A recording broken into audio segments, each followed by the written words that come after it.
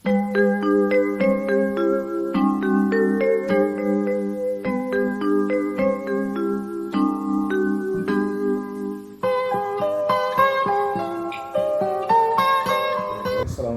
warahmatullahi wabarakatuh. Waalaikumsalam. Langsung mulai saja, Pak Ibu ya. Dalam praktik coaching ini tugas modul 273, tugas inisiasi kontekstual.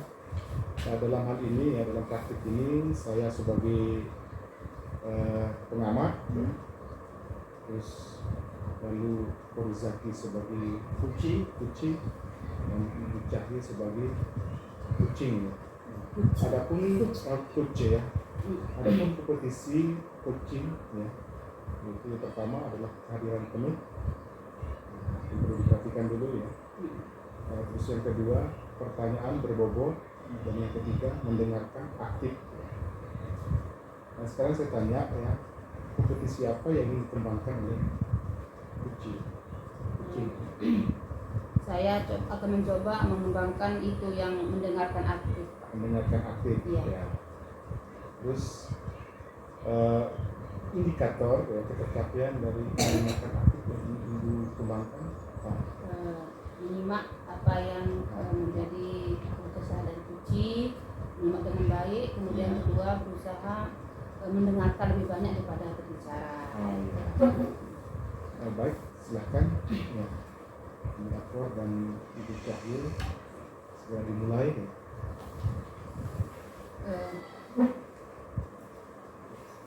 Assalamualaikum Pak Lalu, gimana kabarnya? Alhamdulillah. Kurang enak ini Bu. Kenapa Pak? Makanya saya mau sampaikan sesuatu ini, makanya saya cari dia dari kemarin ini saya lihat. Alhamdulillah, untung bisa ketemu hari ini. Gimana kabarnya dulu? Ya itu sudah, ini kurang enak ini perasaan saya, ini pikiran saya ini dari kemarin masuk ngajar kok kurang semangat rasanya. Ya. Apa yang bisa didiskusikan Pak? Coba. Nah begini Bu, akhir-akhir ini di semester ini kan baru naik kelas ini, kemarin ini kan kita baru di semester awal ini di di kelas, ada di kelas 4 nih Bu. Nah ada 2 siswa saya itu agak saya susah berkomunikasi dengan siswa saya itu. Dia agak terbelakang lah Bu, modelnya, sehingga saya agak, karena saya memiliki kurang kemampuan untuk menangani anak seperti itu, jadi saya juga agak, karena orang tuanya WA saya Bu, bilang titip anaknya, dia bilang semoga nanti dengan bapak yang ajarkan anak saya, semoga anak saya bisa berubah katanya. Jadi dengan harapan orang tuanya yang begitu, ekspektasinya tinggi kan, besar ke kita sebagai seorang guru, terus berharap anaknya ini bisa berubah keadaannya. Nah sehingga 2 siswa saya ini ada yang super aktif, ada yang pendiam sekali. Udah dia tidak mau nulis, tidak mau apa. Ada yang satu lagi ini dia aktif sekali, sana kemari ganggu temannya, tapi ketika dia dimarah sama temannya langsung nangis begitu. Yang aktif ini jadi susah kita, atau gurunya yang marahin, gurunya yang di sampai bodoh kamu katanya. Nah tapi kan dia tidak kurang paham lah anak itu tentang itu, sehingga dia agak terbelakang lah mentalnya begitu, saya bilang begitu. Nah sehingga kira-kira Bu, ini masalah saya ini gimana sih caranya untuk kita buat, saya bingung dari kemarin ini, karena harapan orang tuanya begitu besar sama gurunya gitu. Ya menurut Pak Akur sendiri kira-kira ya apa yang menyebabkan latar belakang, mungkin antara 2 sisi yang siswa yang tadi kan kita latar belakang, pernah dikupas latar belakangnya seperti apa misalnya? Jadi begini menurut masyarakat di sana, karena kawin dengan misan terlalu dekat katanya, sehingga menghasilkan keturunan yang agak begitu terbelakang. Terus kedua juga pihak sekolah bukan sih menolak sebenarnya awalnya, tetapi kami tidak memiliki guru yang memiliki kemampuan lebih untuk menangani anak seperti itu. Pernah disarankan agar anak itu dimasukkan ke SLB, Bu. Tetapi orang tuanya tidak mau bersikeras ingin memasukkan anaknya di sekolah kami begitu, Bu. Jadi sekolah ini gitu. Kira-kira gimana itu? Itulah latar belakangnya, Bu. Jadi pernah ada tindakan dari sekolah untuk menawarkan untuk anak itu dimasukkan ke SLB karena pihak sekolah tidak memiliki guru yang memiliki kemampuan menangani anak inklusi ya, atau sekolah inklusi itu. Dari Pak Akor sendiri pernah nggak misalnya berkunjung ke ke rumahnya? Ke rumahnya pernah, Bu. Seperti Ya. apa? Mungkin komunikasinya dengan orang tua mungkin apa? Tapi kelebihan anak itu Ya, ya, Bu, ya, ketika keseharian karena dekat rumah juga anak itu. Jadi ibadahnya yang rajin. Jadi subuh itu kalah kita, dia sudah di masjid subuh itu. Jadi terus nanti dia pakai sepeda subuh-subuh itu sudah di masjid. Pokoknya 5 waktu itu enggak sholat di masjid. Kalau ketemu gurunya juga dia baik. Itu yang pendiam. Beda sama yang aktif juga enggak seperti itu. Tapi khusus yang pendiam ini dia agak gimana ya? Lebih secara perilaku dia baik. Begitu. Tetapi ketika disuruh nulis, suruh baca atau disuruh menunjukkan sesuatu, pernah saya coba dengan fotonya dia sendiri. Ini siapa? Saya gitu kan. Ini siapa, kamu kenal tidak ini siapa? Saya bilang, nggak tahu Pak. Ini dia sebutkan nama temannya yang lain. Dia nggak kenal dirinya sendiri juga. Gitu di dalam foto itu, Bu. Itu sampai begitunya.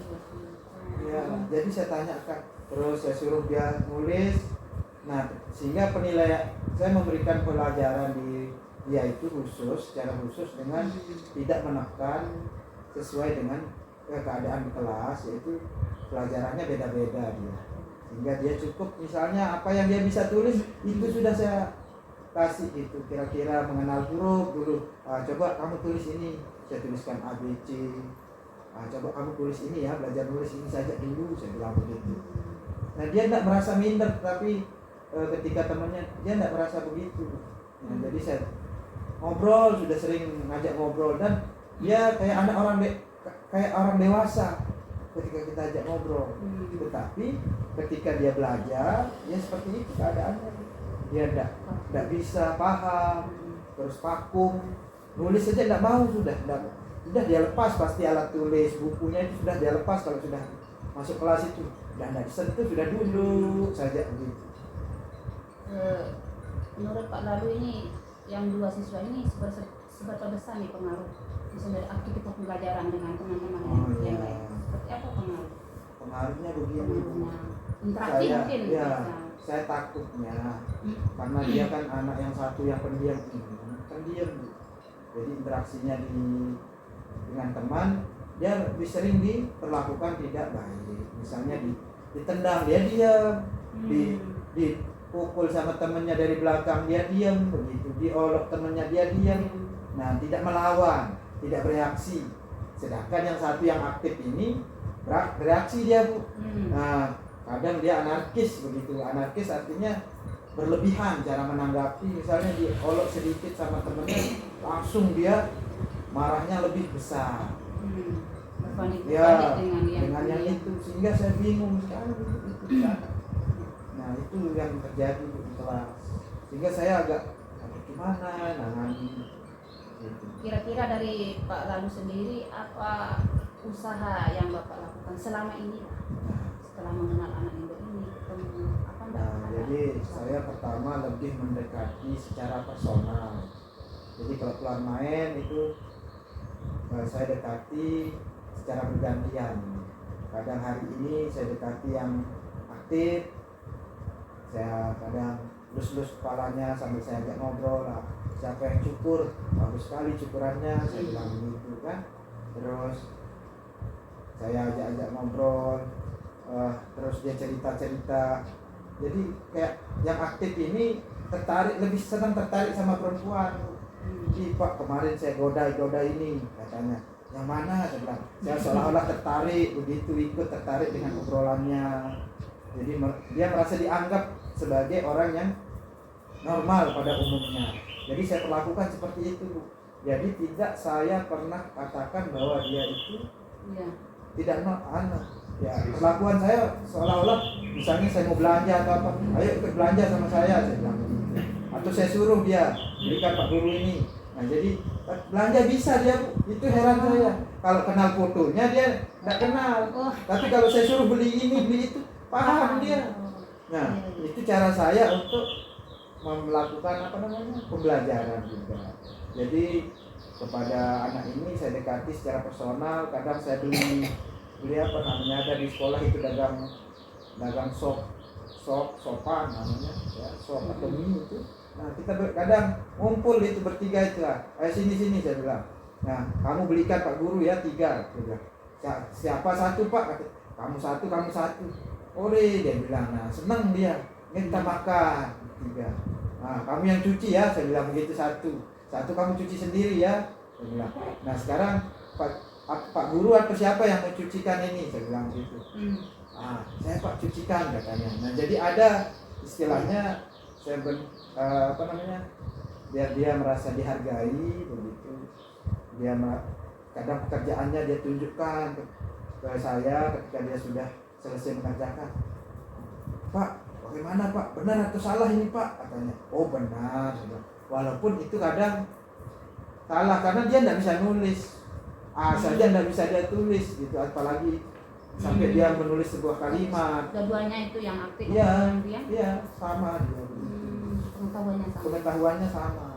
Kalau tingkat pengetahuannya, tetapi saya lebih kepada emosionalnya. Karena kalau saya tekan kepada mentalnya, saya tidak paham bagaimana caranya anak ini bisa meningkat pengetahuannya, saya tidak paham. Tapi saya lebih kepada emosionalnya sehingga tidak mengganggu orang lain atau dia juga tidak terlalu diganggu oleh orang lain. Itu saja saya upayakan begitu. Jadi dia bisa bergaul dengan orang lain. Tapi kasihan juga misalnya kalau kita membiarkan dia artinya dalam hal pembelajarannya. Ya itu yang menjadi keresahan saya. Mungkin lalu memiliki usaha lain atau pernah berpikir tentang sesuatu sehingga anak ini ada perkembangan sedikit saja.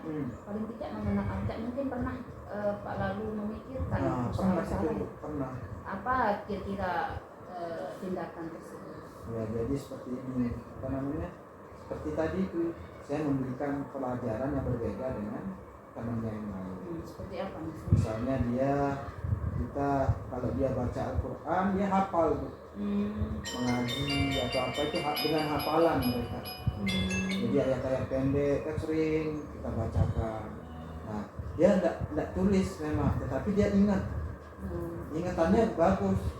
Nah tetapi ketika dia menuliskan dalam bentuk tulisan itu yang sulit sekali, atau dalam membaca itu tidak bisa, atau merangkai kata-kata itu. Nah sehingga saya suruh coba tulis A, B, C saja begitu. Nah sehingga tapi dari 1 semester ini semoga saja di semester depan ada perubahan. Ketika ada diberikan tulisan-tulisan abjad untuk terus mereka latihan, nanti semoga saja karena ini kan anak sudah di kelas agak tinggi Bu. Di kelas 4 bukan di kelas 1, 2, 3 tapi sudah di fase B ya kalau tidak salah sekarang itu. Jadi saya juga heran, saya juga berkonsultasi dengan guru-gurunya sebelumnya di kelas 1, 2 itu dan 3. Bagaimana anak-anak ini selama ini, apakah tidak diberikan pengetahuan atau apa, saya bilang begitu.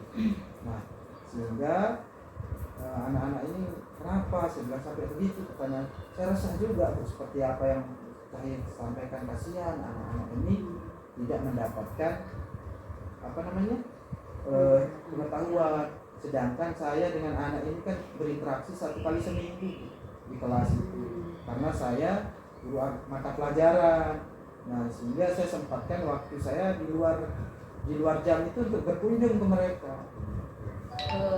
Apa tidak ada misalnya guru lain nih untuk diajak kerjasama atau yang mendukung misalnya motivasi dari Bapak untuk membantu anak itu, mungkin kerjasama dari teman-teman. Nah jadi saya pertama guru kelas pertama saya kunjungi guru kelasnya, bertanya. Tapi seolah-olah guru kelasnya ini apatis juga. Apatis artinya berminta maaf, bagaimana caranya mau dirubah, sudah dari sananya katanya. saya sudah berusaha. Jadi kekeh guru kelasnya merasa dia sudah berusaha, Bu. Sehingga di guru kelas kedua, kelas satunya yang dulu juga begitu. Oh, apakah sampai saya tawarkan untuk kita panggil orang tuanya? Kasihan anak-anak ini kalau dibiarkan di sini terus, saya bilang begitu kan. Kalau kita usulkan saja anak-anak ini dipindahkan ke SLB, saya bilang begitu. Tapi tidak mau orang tuanya, katanya. Itu pernah dilakukan katanya. Iya, kata pihak sekolah, orang tuanya merasa minder kalau anaknya disekolahkan di SLB, sedangkan itu demi kebaikan masa depan anaknya kan. Tapi bagus sih Pak, solusinya itu artinya kerjasama antara sekolah dengan jika itu dilakukan, itu juga bisa mengatasi salah satu masyarakat. Pak Akor, Pak Lalu Akor, maaf, tadi solusi-solusi tadi dari Pak Lalu juga semuanya bagus sih, pendekatannya secara emosionalnya. Cuma pengetahuan saja mungkin tadi perlu mungkin artinya diangkat seperti oke lah di sini mungkin kelasnya isinya dengan menjadikan tidak gambar seperti itu atau apa. Misalnya tadi solusi-solusi yang dikembangkan oleh Pak Lalu Akor misalnya mengambil orang tua misalnya itu adalah salah satu alternatif. Nah, kapan bisa dilaksanakan misalnya nih Pak? Itu kan juga bagus maksudnya itu. Jadi saya berencana ini menawarkan ke kepala sekolah dulu untuk dipanggil orang tuanya. Menurut saya anak ini perlu mendapatkan perlakuan khusus, yaitu di sekolah luar biasa, sehingga itu orang tua harus segera mendapatkan informasi tentang itu, sehingga tidak minder lagi menurut saya, sehingga tidak perlu minder ketika anaknya bersekolah di SLB, tetapi itu menjadi masa depan anaknya besok menurut saya.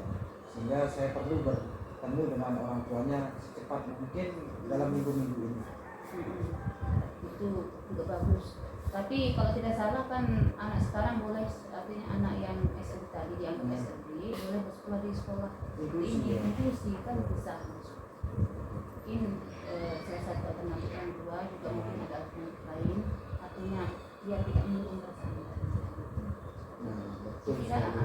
Kira-kira ada tak teman-teman yang bisa diajak bekerja sama dari apa yang ide-ide dari Bapak ini? Itu yang belum saya lakukan. Mungkin nanti saya akan lakukan, cari tahu teman-teman yang memiliki pemahaman tentang menangani anak berkebutuhan khusus ini, sehingga anak-anak ini bisa ditangani dengan baik. Karena saya kan guru mata pelajaran di sana, jadi ketemu di kelas itu cuma 1 kali seminggu dalam memberikan mata pelajaran itu. Nah kalau saya hanya fokus kepada 2 orang ini saja kan tidak mungkin. Nah sehingga saya berencana tadi itu adalah mungkin solusi dari ibu itu sangat bagus sekali menurut saya, yaitu adalah mungkin mencari tahu teman-teman yang bisa menangani. Baiklah Pak, dari pembicaraan kita dari awal sampai akhir tadi, kesimpulan yang bisa dipetik apa dari sebuah masalah? Jadi satu, tadi saya melihat ada solusi baru yang bisa kita ambil, yaitu adanya pemanggilan orang tua. Terus yang kedua adalah untuk kita bekerja sama dengan teman-teman yang lain yang sekiranya bisa menangani anak-anak seperti itu. Oke lah Pak, terima kasih. Perasaan seperti apa sekarang kita? Perasaan saya lega, bercahaya, karena saya ketemunya Pak bercahaya gitu kan, yang bercahaya, yang bercahaya gitu ya. Ya, terima kasih Pak. Iya. Memberikan, sehingga saya tercerahkan dengan cahaya itu.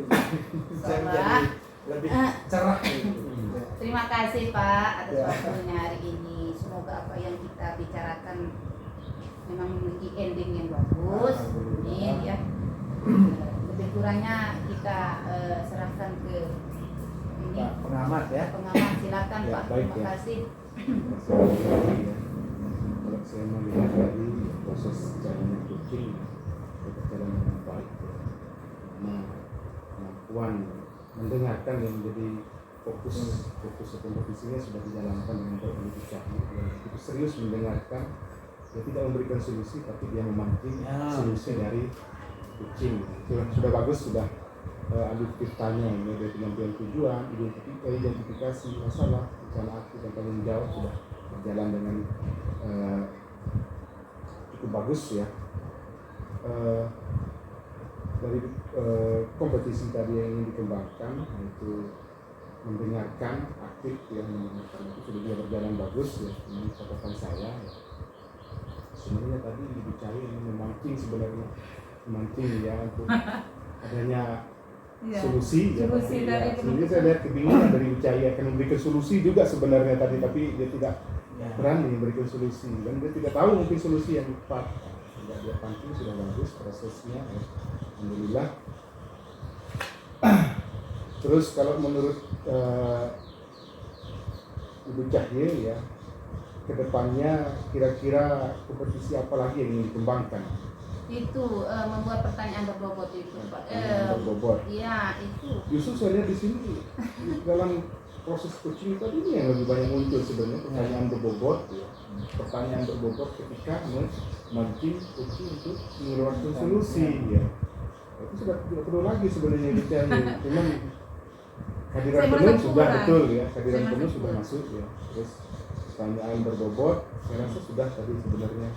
Terus mendengarkan aktif ya, sudah. Biasanya Ibu Cahye ini kalau ada yang konsultasi dia lebih sebenarnya lebih banyak berbicara sebenarnya. Tapi alhamdulillah ya mampu menahan diri sebenarnya dan mampu menahan tawanya, Ya. menahan senyumnya. Sehingga saya tidak Oke, dapat cahayanya tadi. kesimpulan saya tadi ya sudah berjalan cukup baik. Kan lebih baik mendengarkan daripada berbicara. Tujuan identifikasi rencana aksi ke depannya juga sudah sebenarnya tidak perlu lagi dikembangkan, tapi kalau mau dikembangkan lagi ya silakan ya. Kemampuan membuat pertanyaan yang berbobot ya. Saya rasa itu saja ya, karena melihat kondisi gelap ya. Mudah-mudahan dapat cahayanya di rekaman kita karena kita kena gelap ya. Iya. Oke, saya akhiri ya, saya sebagai persilakan pengamat ya. Bersama-sama ini mudah-mudahan apa yang kita laksanakan hari ini ya, sore hari ini dapat bermanfaat untuk kita semua. Assalamualaikum warahmatullahi wabarakatuh. Waalaikumsalam warahmatullahi wabarakatuh.